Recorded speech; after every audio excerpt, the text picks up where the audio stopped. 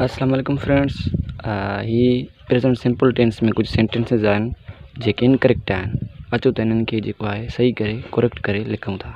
पहिरियों number sentence आहे ही गो टू स्कूल। सो हिन में हिकिड़ी मिस्टेक आहे, उहा हीअ आहे त जॾहिं बि प्रेजेंट सिंपल टेंस में सब्जेक्ट असांजो सिंगुलर हूंदो आहे त वर्ब पाण सां एस खणंदो आहे। सो हिते बि सेंटेंस खे करेक्ट कयूं था।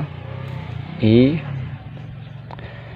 गो जे बदिरां गोस थींदो, छो जो सब्जेक्ट असांजो सिंगुलर आहे। ही गोस टू स्कूल, हेॾां सॼो जुमिलो एज़ इट इज़ रखंदासीं।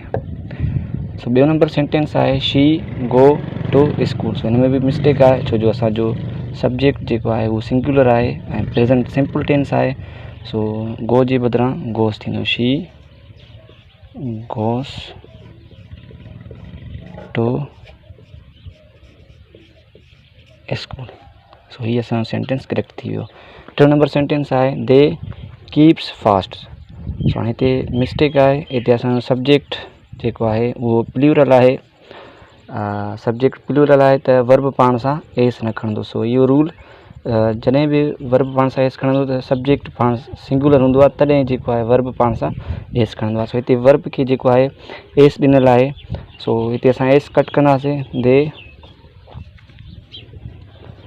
Keep fast. सो हीअ असांजो सेंटेंस करेक्ट थी वियो।